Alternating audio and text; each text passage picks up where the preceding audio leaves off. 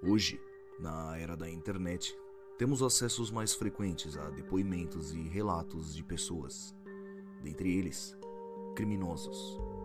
Acontece que, em alguns casos, a viralização desses depoimentos gera uma empatia nas pessoas, isso por conta da motivação daquele crime cometido, a fome e a miséria.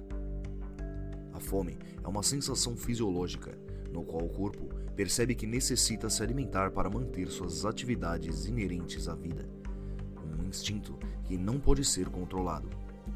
No Brasil, por exemplo, a desigualdade social é gigantesca, o que leva muitos a se perguntar por que uns têm muito enquanto outros não têm nada. Esse assunto nos gera o questionamento sobre a ética do crime por necessidade. Imagine um cenário: um indivíduo entra em um estabelecimento de uma grande rede de supermercados e tenta furtar alimentos, escondendo embaixo da blusa ou até dentro das calças. Logo após, tenta se retirar do mercado furtivamente, onde é parado por seguranças após o alarme das antenas antifurto. Ali mesmo, acaba contido e agora será levado pela polícia para responder pelo crime de furto. O artigo 155 do Código Penal prevê pena de reclusão de 1 a 4 anos e multa para quem cometeu esse tipo de crime. Agora então, esse indivíduo pode passar até 4 anos preso. Isso pois tomou a irracional decisão de roubar para suprir sua necessidade física, conhecida como fome. No debate público, vem à tona o argumento de que esse criminoso, ao passar sua temporada na cadeia, poderá se transformar em um indivíduo mais perigoso, onde aprenderá técnicas criminosas mais danosas à sociedade, com outros condenados. Porém, podemos também imaginar outro cenário, onde um pequeno comerciante sofre com o prejuízo financeiro de diversos furtos acontecidos em seu mercadinho. Ele não tem um segurança para vigiar e checar os clientes mal intencionados. Se piorarmos este cenário, ele tem seu comércio em uma zona bem pobre, onde há muitos indivíduos em situação de fome. Se essa situação não for revertida, o comerciante irá fechar as portas e ficará sem trabalho, assim como os familiares que trabalham com ele. É comum vermos na mídia casos em que praticantes de furto são agredidos após o ato, seja por seguranças ou até mesmo pelo dono do comércio roubado. Esse tipo de ocorrência gera um debate caloroso e complicado, onde temos dois pontos de vista predominantes. O primeiro é contrário à violência contra as pessoas que furtaram, sendo tomadas por um intenso sentimento de injustiça que levaram esse indivíduo a uma situação precária, sendo praticamente obrigado a roubar para não morrer de fome. Argumentam que não existe a necessidade de responder esse tipo de crime com o uso de força. Geralmente, esse espectro de pensamento defende que o Estado deva fazer políticas públicas eficazes para que esses indivíduos possam ter a oportunidade de comer como todos. Já o segundo tende a ser mais favorável a um controle mais rigoroso a esses criminosos. Argumentam que nem sempre facilitam para o lado do comerciante ou dos seguranças. Até mesmo agem de maneira cínica, o que acaba levando a situação para um patamar mais radical.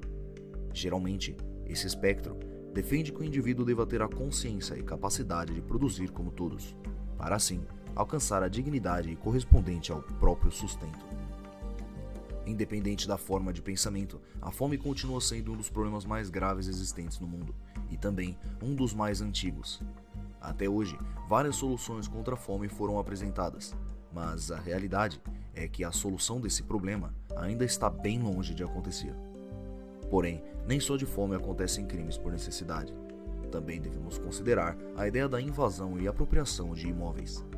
A Constituição Federal diz em seu artigo 6º o seguinte: são direitos sociais à educação, à saúde, o trabalho, a moradia, o lazer, a segurança, a previdência social, a proteção à maternidade e à infância, a assistência aos desamparados, na forma desta Constituição. Os direitos sociais são aqueles que visam resguardar direitos mínimos à sociedade e têm como objetivo mitigar as vulnerabilidades sociais. Concluímos com isso que a Constituição não é clara e objetiva o suficiente a ponto de descrever com amplitude esse direito.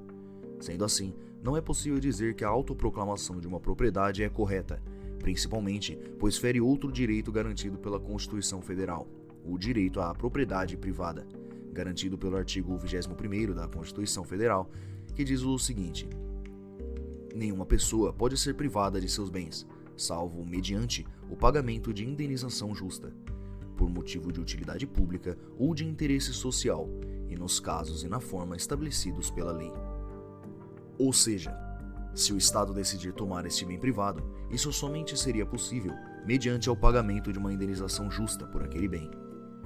Mesmo assim, entendemos a moradia como uma necessidade vital, e algumas pessoas, já sem escolha, preferem arriscar e invadir um espaço sem morador para não se dispor ao frio e à insegurança. Para adicionar, podemos inserir o crime de homicídio, também diante da necessidade. É claro para todos que se trata de um crime hediondo, porém, podemos observar casos em que o indivíduo não viu alternativa para defender a própria vida e então acabou matando seu possível agressor. Isso é certamente conhecido como legítima defesa, porém, existem casos em que isso é contestado, até mesmo sendo relatado como excesso de legítima defesa. Um notório caso ocorrido no Brasil foi envolvendo a apresentadora Ana Hickman e seu cunhado. Na ocasião, segundo informações da Polícia Militar, um homem chamado Rodrigo Augusto de Pádua, de 30 anos, invadiu o quarto onde ela estava hospedada e tinha a intenção de atirar na apresentadora. Ele se dizia fã de Hickman e foi morto pelo cunhado da artista.